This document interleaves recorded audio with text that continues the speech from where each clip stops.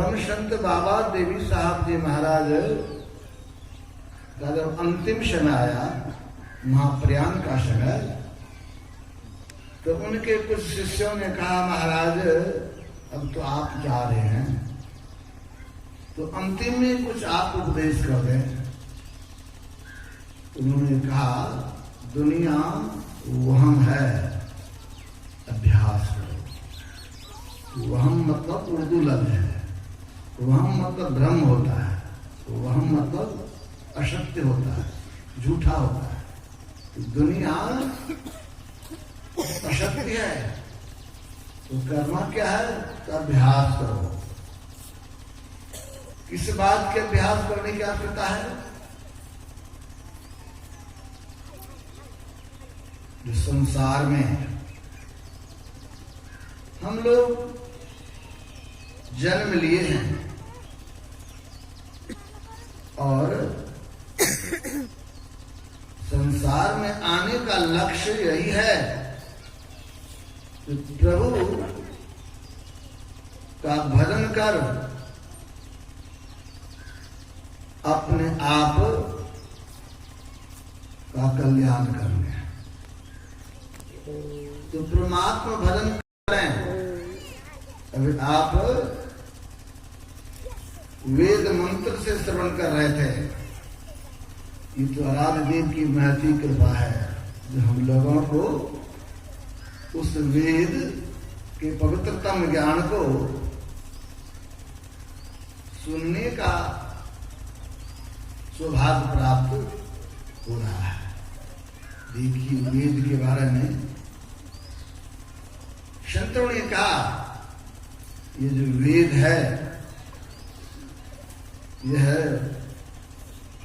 ज्ञान का भंडार है। कलयुग में कहा था, वेद का अर्थ एक ज्ञान भी होता है।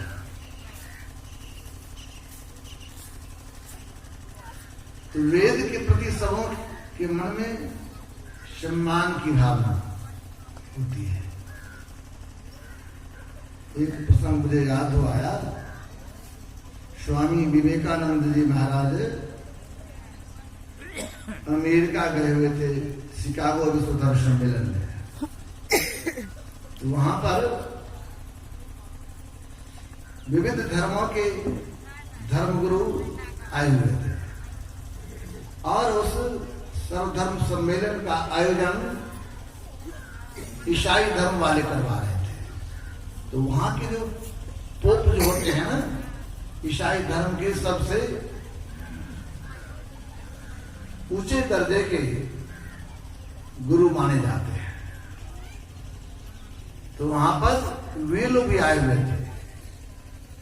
तो हमारे वेद को और हमारे वैदिक सनातन धर्म को वे लोग हीन भावना से देखते थे। इसीलिए हीनता को प्रदर्शित करने के लिए उन लोगों ने क्या किया, तो मंच पर सजाया। तो सारे जो वहां पर धर्म के मानने वाले थे, धर्मगुरु थे, सबों की जो पुस्तक है उसको सजाया गया था। तो उसमें वे लोग क्या करते हैं, वेद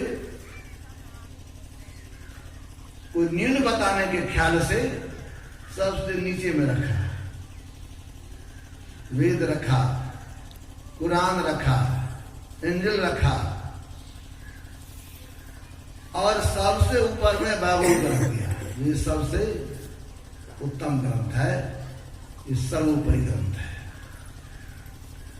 तो स्वामी विवेकानंद जी महाराज जब मंच पर गए तो भी पुस्तक की जो सजावट है बड़ा गौर से देखे।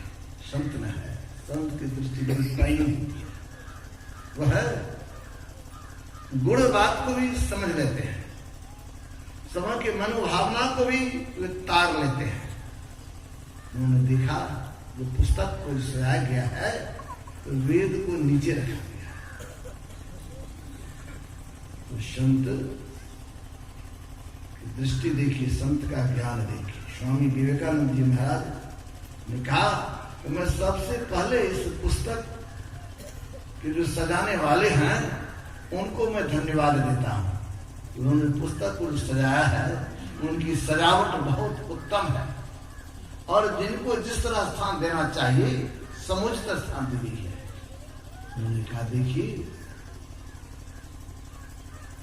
किसी भी मकान का नींव होता है, नींव मजबूत होनी चाहिए। जब नींव मजबूत होगा तब ना मकान मजबूत।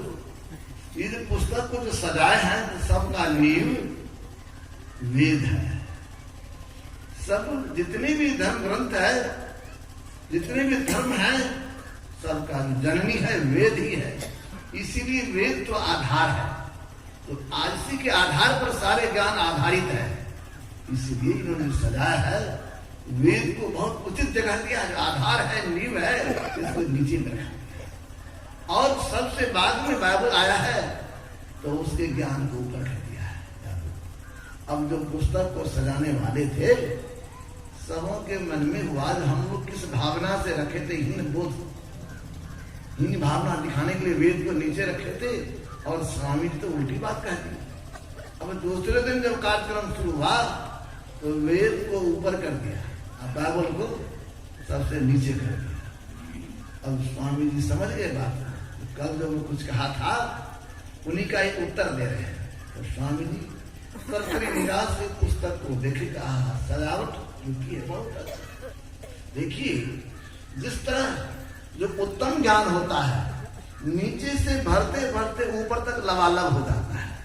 बर्तन में पानी जब रखा जाता है तो पेंदे से लेकर ऊपर तक जब भर जाता है तो सब जगह वो जलमय हो जाता है, पानी सब जगह छा जाता है। ये जो वेद का ज्ञान है सबका आधार है और ये सबसे उत्तम है, सबको भरते हुए सबसे ऊपर है। इसीलिए ऊपर में जो रखा गया है बहुत अच्छा काम लोगों ने किया है। तो ये बोलते हैं संत जो हमारा वेद है वो सर्वोत्तम ग्रंथ है। वेद के आधार पर ही ये जो अध्यात्म ज्ञान है उनका नींव तैयार है।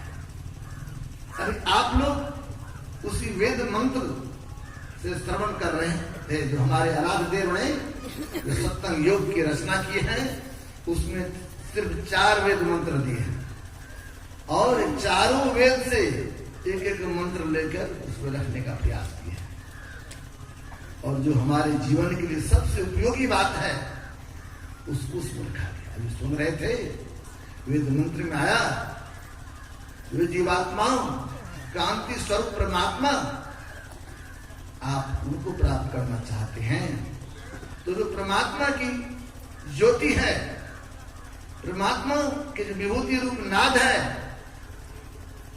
अमृत के सदृश जिसको सोमरस कहते हैं, उसको जो पान करते हैं वे महापुरुष कैसे होते हैं तो जिस तरह हंस के सामने अगर दूध रखिएगा तो जैसे चोंच उसमें रखेगा तो जल अलग और नीर अलग और क्षीर अलग हो जाता है। तो हंस क्षीर को ग्रहण करता है। तो वे जो तत्वदर्शी महापुरुष होते हैं, वे जो विवेकी जन होते हैं, वो संसार में नीर और क्षीर को अलग करना जानता है ज्ञान से। सत्य क्या है, असत्य क्या है। जो सत्य है सत्य को ग्रहण करता है, सत्य को धारण करता है और जो असत्य है वो त्याज्य है, त्यागने योग्य है तो उसको वह त्याग देते हैं। वेद मंत्र में सुन रहे थे तो वह जो परमात्मा का जो विभूति है तो प्रकाश और शब्द उनकी खोज करने की आवश्यकता है। ये प्रकाश तो बाहर में प्रकाश होता है, हमारी आराध्य की वाणी में है अंतर में हो प्रकाश नाम तो बाहर प्रकाश क्या, अंतर्नाद उपासना तो दिगर उपास क्या। कहते हैं बाहर में प्रकाश हो रहा है लेकिन अंतर में प्रकाश नहीं है तो उस बाहर के प्रकाश से क्या लाभ होगा। अंतर का प्रकाश न चाहिए और अंतर का प्रकाश करना चाहते हैं। अंतर में प्रकाश कैसे करेंगे, इसके लिए दीप जलाने की आवश्यकता है। बाहर में दीप जलाते हैं ना, तो बाहर में लोग दीप जलाते हैं, दीपक रहता है जिसको दिया भी कहते हैं, उसमें तेल देते हैं, बत्ती देते हैं, फिर आग लगा देते तो जलना शुरू होता है। जैसे दीपक जल गया तो अंधकार को भगाने का कोई जरूरत, अपने स्वतः अंधकार भाग जाएगा। जैसे दीपक जला अंधकार साफ।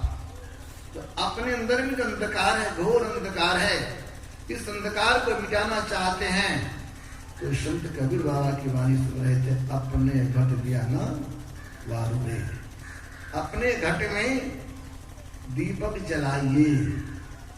अपने घट में दीपक जलाने की आवश्यकता है। तो दीपक कैसे बढ़ेगा, कैसे जलेगा? नामक तेल सुरत की बाती, ब्रह्म अगण उदगारुए। नाम की तेल, ये नाम, तो नाम दो तरह का है। एक होता है वर्णात्मक नाम और दूसरा होता है ध्वन्यात्मक नाम। वर्णात्मक नाम का जप होता है। इसीलिए जो भी भक्त होते हैं और साधना प्रारंभ करते हैं तो प्रभु के नाम को जप करके ही साधना प्रारंभ करते हैं। नाम जप से ही साधना लोग प्रारंभ करते हैं। इसीलिए ये वर्णात्मक नाम जो जपते हैं इसमें भी बहुत बल है, इसमें भी बहुत शक्ति है। इस नाम को जपने से भी बहुत शक्ति होता है, सिद्धि मिल जाती है। और सब ग्रंथ की बात मैं नहीं कह रहा, सच्ची घटना है। जब आराध्य देव थे तो उस समय आराध्य देव के एक अच्छे शिष्य थे जो बाद में सन्यासी बन गए, सदगृहस्थ ही थे, स्वामी रामानंद जी महाराज। उनके पुत्र, उनका नाम था कृष्ण कुमार, अब तो रिटायर कर गए, वह बहुत बड़े ऊंचे पद पर से रिटायर किए हैं। तो जब आईएससी में पढ़ते थे तो उस समय दीक्षा भी लिए थे और कल्याण जो गीता प्रेस से पत्रिका निकलती है उसको पढ़ा। उसमें आज जो मंत्र जपते हैं ना तो सिद्धि मिल जाती है।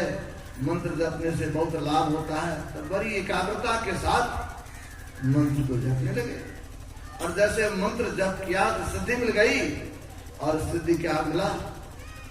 उनसे जो कोई कुछ प्रश्न पूछता था तो उसका उत्तर वो दे देते थे। कैसे देते थे? तो कालिक रखते थे और कालिक को क्या करते थे?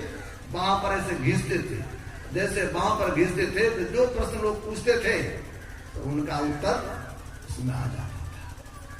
तो स्वामी रामानंद बाबा जो थे उनके गुरु, उनके पिताश्री दीक्षा लिए हुए थे।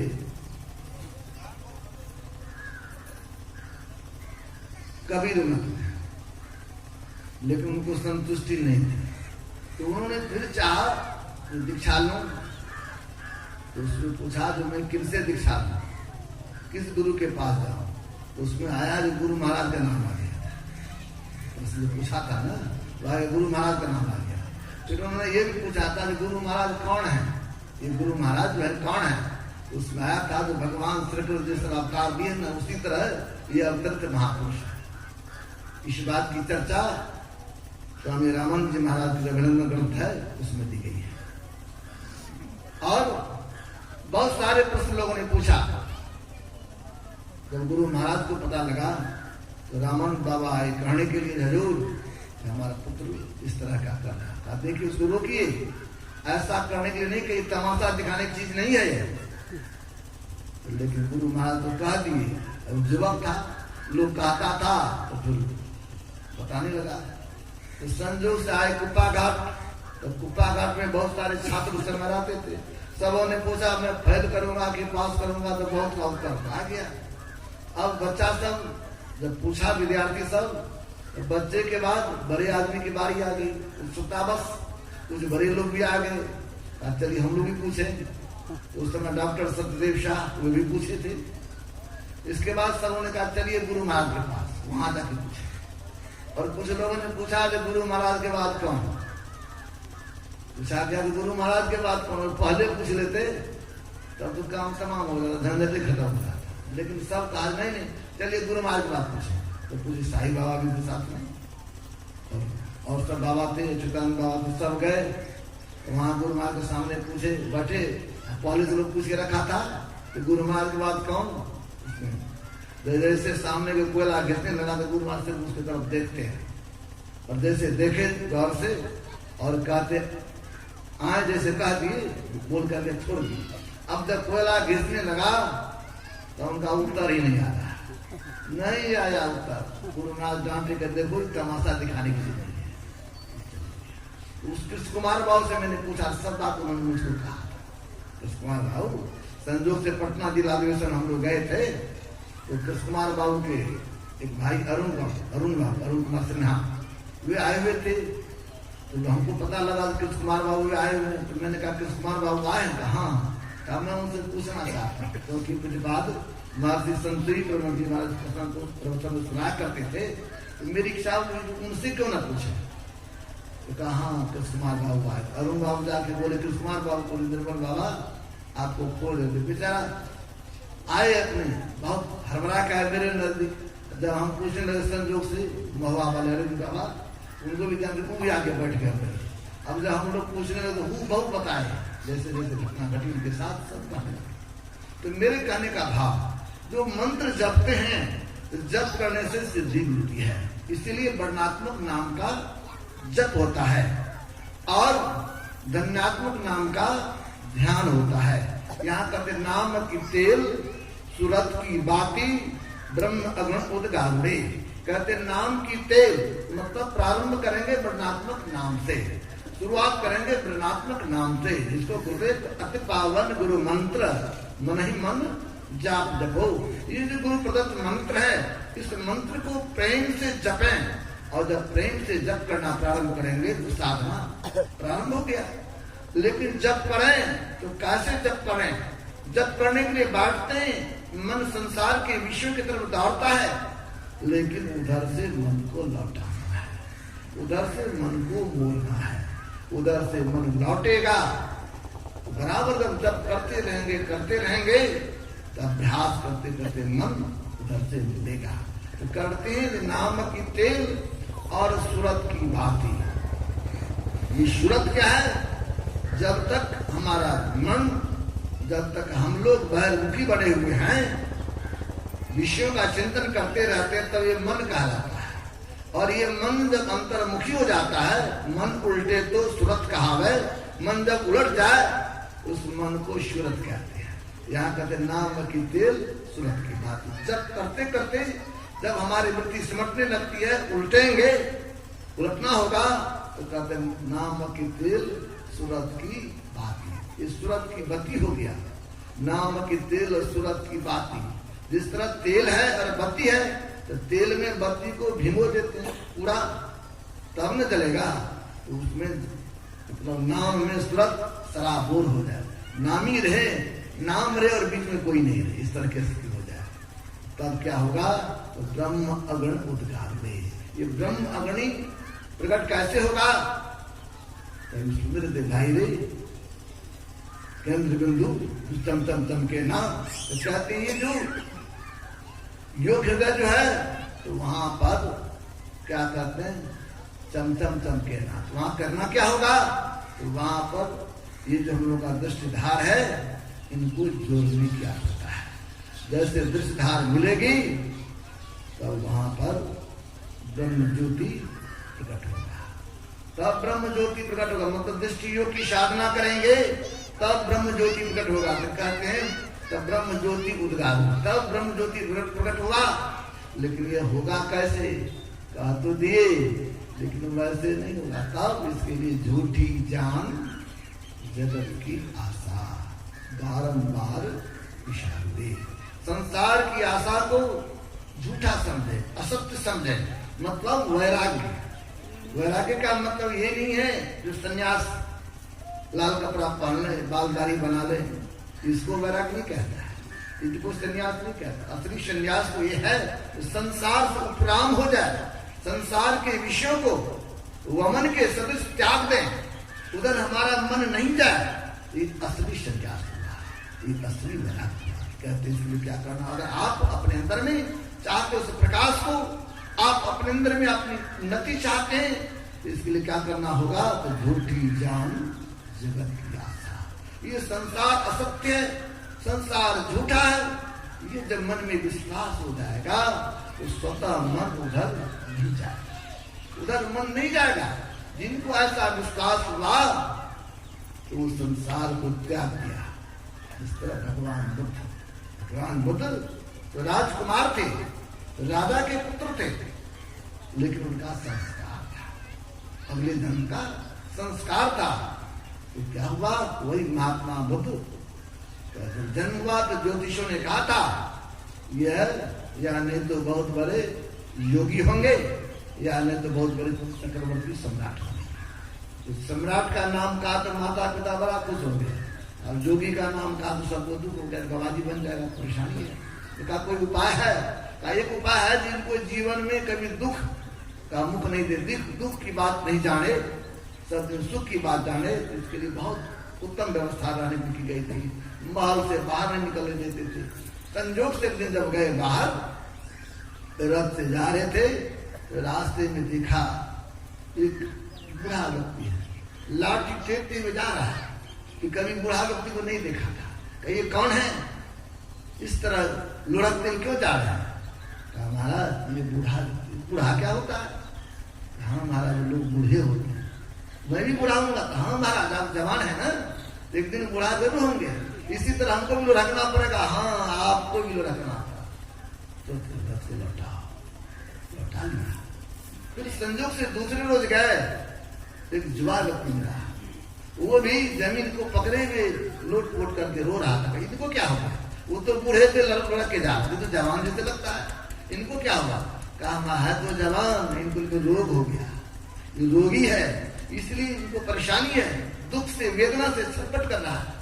कहा रोगी भी होता? हाँ महाराज जब शरीर है तो व्याधि, शरीर को कहा गया व्याधि मंदिरम, ये तो व्याधि का घर है शरीर ना, तो हम भी रोगी होते। हाँ फिर लौटाया। आज तीसरे रोज जब गया तो संजोग से व्यक्ति मर गए थे, अर्थी को लेके जा रहे थे और कहते जाते राम नाम सत्य है, राम नाम सत्य है। उन्होंने कहा ये क्या हो गया, ऊपर में क्या है, और ये लोग हल्ला क्यों करता? कहा महाराज ये मर गए हैं, और मर गए हैं तो लोग इनको जलाने के लिए ले जा रहे हैं। तो ये कहता क्या? कहा राम नाम सत्य है, मतलब भगवान का नाम सत्य है और संसार असत्य है, यही क्या दे रहा है? मरता क्या है? कहा महाराज मरना तो सबको होता है, हम भी मरेंगे। तो हाँ महाराज आप भी मरिएगा। रथ लौटाओ, और जब रथ लौटा के आए मन में वैराग्य हो गया।